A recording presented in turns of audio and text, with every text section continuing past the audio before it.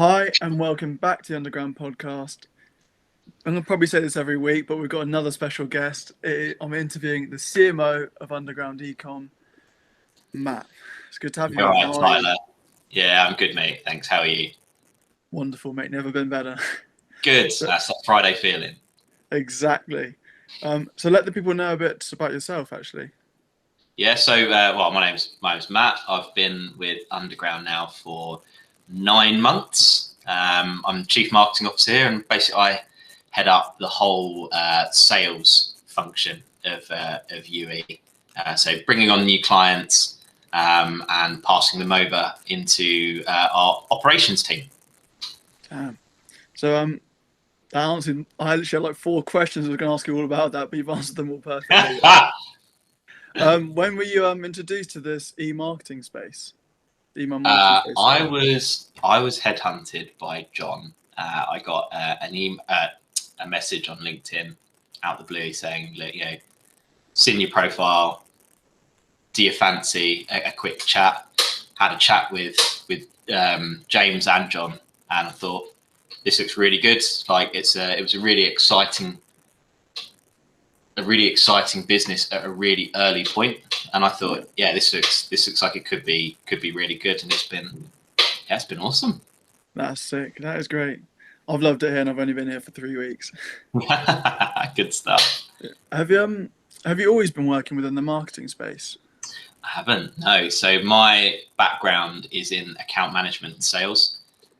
So I've been working in sales for the last 17 years. Everything from telesales to, regional account manager, national account manager, senior national account manager, and global account manager roles over a wide range of different industries, from the food and drinks market through to software, and now here. That's sick. Well, that actually kind of answered my next question, saying have you always been like working within the traditional space before online? Because yeah, I'd say people aren't up to date with the fact that you can work from home and wherever. So it's just Yeah, it's been a real interesting one. So I a funny thing is I've never actually met anyone I work with here. I started literally as the first lockdown happened, nice. and then that was it. I'm still yet to meet a single colleague, and it was at first, it was a bit hard to get my head round, but now it's just the norm.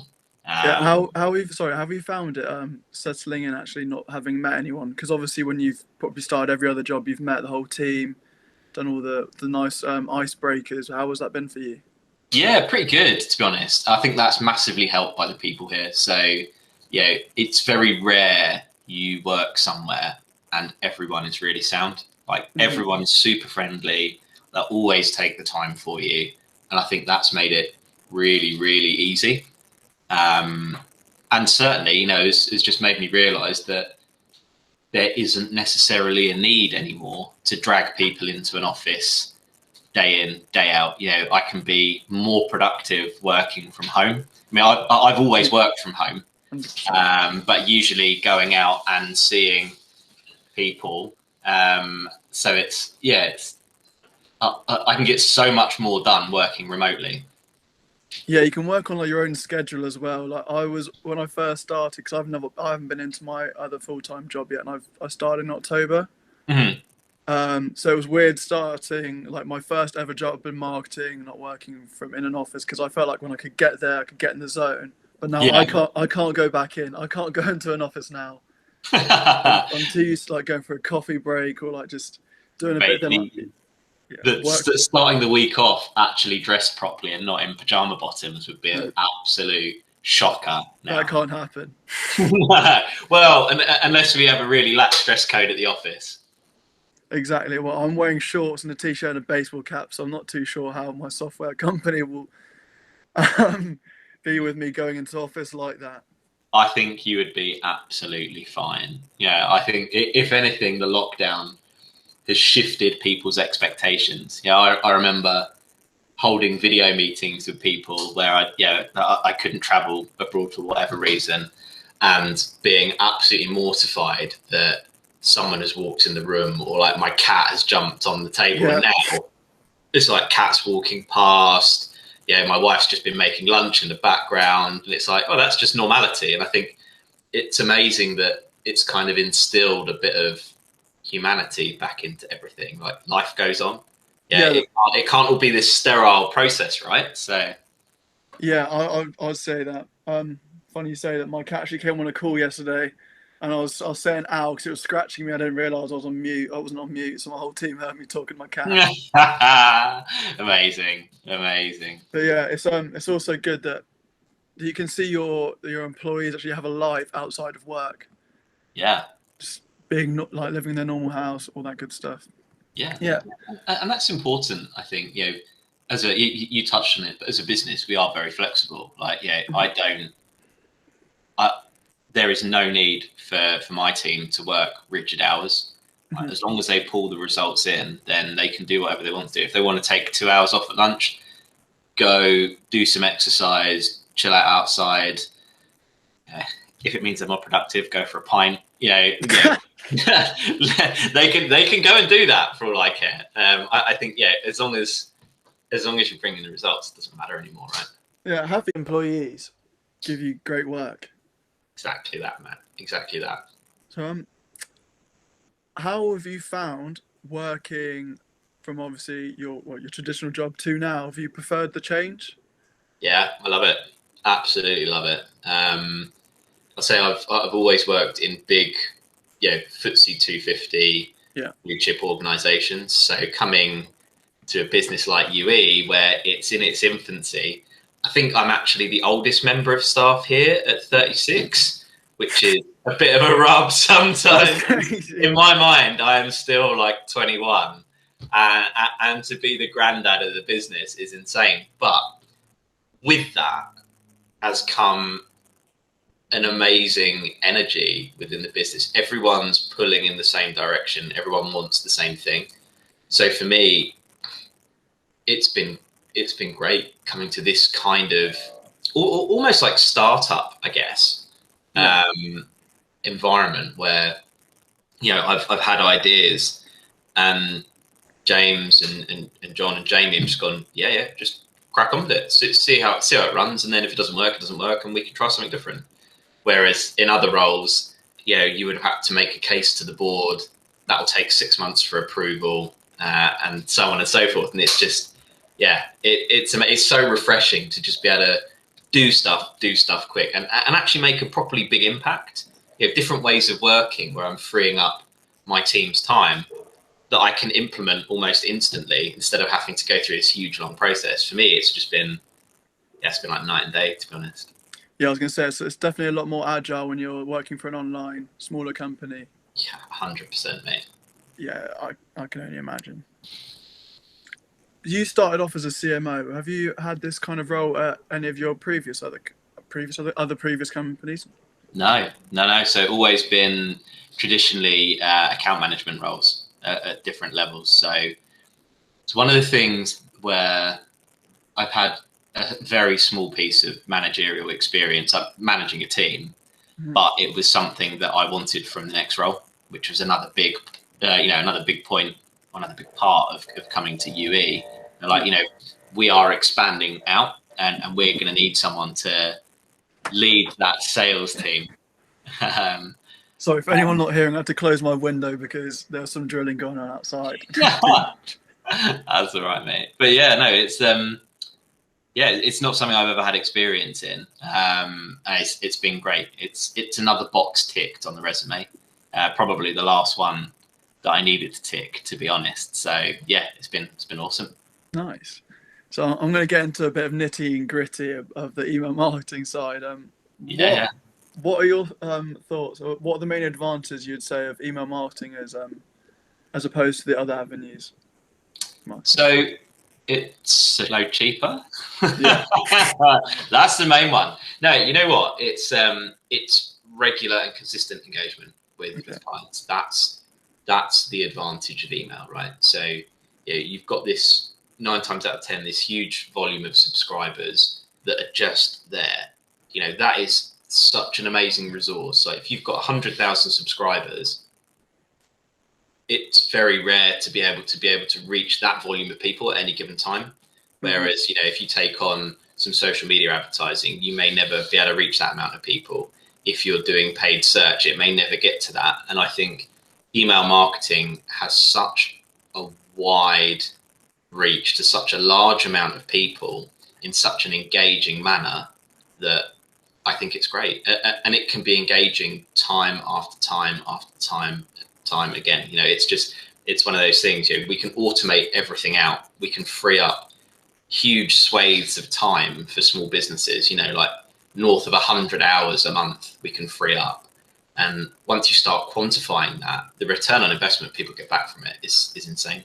Like, you know, as a general rule of thumb, we can generate our clients anywhere between 20 and 30% of their total front end revenue from email marketing. That's so crazy numbers. Yeah, I mean, like, even if you're a small business turning over 100 grand a month, I can generate you an additional 25 grand just by sorting out your email. And when you start to quantify like that, and also, yeah, I'm going to free up an entire month's worth of working time as well, then you get this really strong case for it. Yeah, well, exactly. It is a win-win. It's funny you say that it's doing better than social media marketing, because myself and my friend have started a social media marketing company. Well, it was doing better than social media until you came along, Tyler. I'm sure you're going to revolutionise it, mate. Me and my friend are here to change up the game. Well, if you need some email marketing, mate, I can tell you that. Oh, thank you. Thank you. In your opinion, what is the reason that clients choose to work with Underground Ecom? What makes you different from the rest? So we've got a no bullshit approach to it. So part of the reason I think we take a lot of new clients on is that we don't make stupid promises. So a lot of agencies, when they pitch for stuff, will give these like wild, you know, 10, 15 times return on investments, and they'll just go absolutely nuts, inflating it to look like it's, you know, like an absolute killer deal for them. But we don't do that. You know, the whole sales process for us is, you know, we'll have a traditional sales call, then we move on to what's called an audit, and I'll actually sit and I'll go through all their email marketing, their flows, their campaigns, their analytics, you know, actually delve deep down into it, so I can come back to them and go, you know what, I can generate you an additional 11% because you're already generating, you know, well, 14% through your email already, and that is worth X, and I've based that on your last year's trading figures, and that gives you X return on investment. And it's that kind of just being honest, like a non-salesy approach, saying, look, you know, this is what I can realistically make you, and you know what, I'll do this by taking it all off your hands, so we'll manage the whole thing end to end. Just starts to look like a very attractive package. And by not over promising at the very beginning, you know, we instantly kind of instill that trust element. Whereas, you know, I'm not a salesman in the shiny suit coming in, going, yeah, I'm going to 40x your return on investment. It's like, no, I can 3 times your return on investment. But you know, setting realistic expectations for them. Yeah. And most people appreciate that, because most other sales processes do give this, like, you know, sky high best case scenario number if their business was to like triple in size. But I'm like, well, let's work this out from what you have been doing and where you actually are. And then this is what I think you can realistically get. And most people love that approach. It's like, this is really good. Like, we love this. This, you know, you're not doing the hard sell to us. You're actually being realistic. I feel like I need to be writing some of this down for myself. Anyway, I can do some sales coaching if you like. Cheap price. COVID. Oh. 3x on my marketing skills. What are your specific goals for Underground Ecom this year? Double in size. That's the goal. So we doubled last year. Want to double this year. So that's an expansion of the sales team.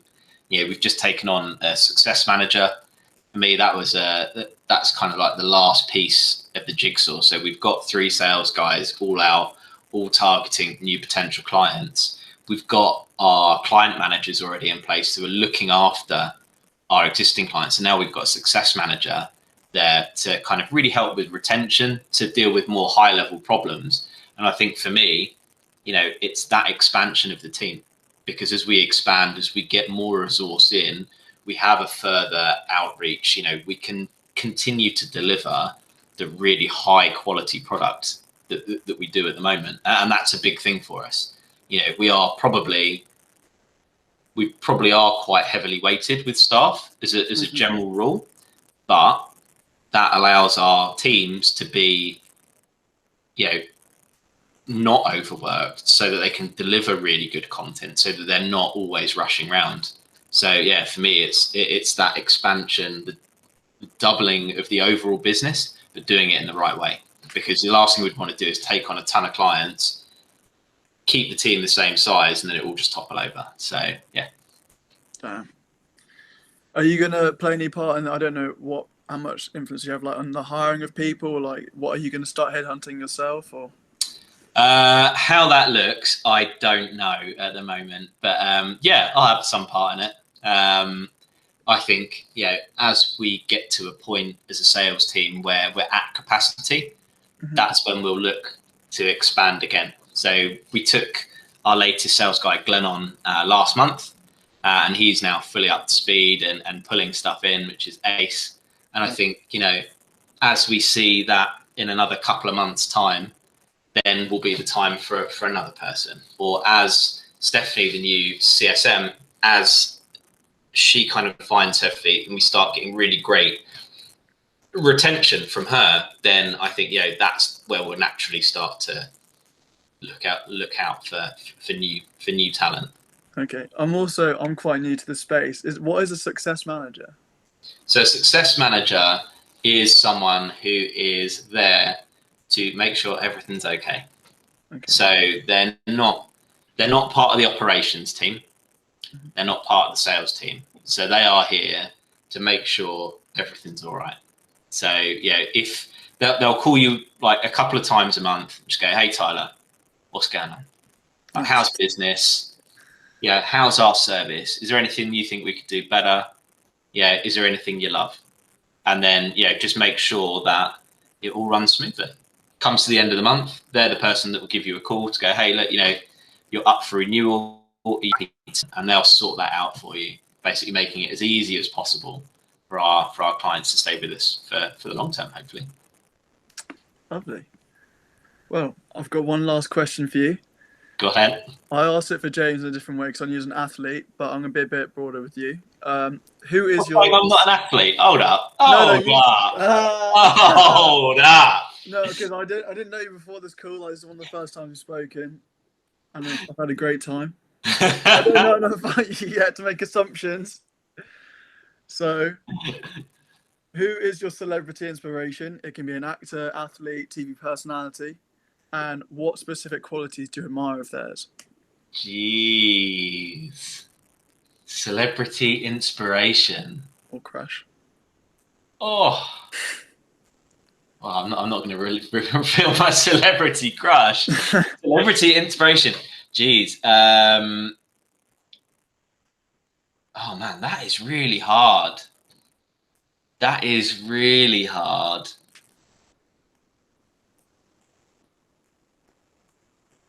I would say someone like Rene Redzepi, so the chef at Noma, right? Okay. He just marches to the beat of his own drum, right? He's had the best restaurant in the world for the last 6 or 7 years, and has done that by not catering to anyone else's needs other than his own. So really pushing the boundaries, but doing it in a really cool way. So his staff are treated so insanely well, and they're given the freedom to really kind of forge ahead with what they want. I think to be able to do that would be amazing. To go, right, you know what? I'm not going to copy what people are doing. I'm going to do what I want to do, and I'm going to do it in a way that is A, cool, but B, benefits everyone that's around me.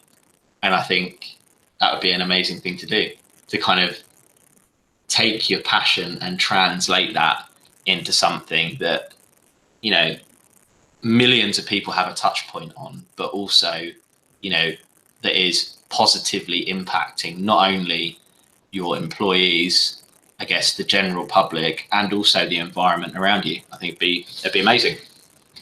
Well, mate, it sounds like you started doing that when you've got your own team and you're letting them run the non-conventional way, going for a beer mid-shift or going to the gym. Hey, if it works, it's all good. It's not broken, don't fix it. Yeah, man, definitely.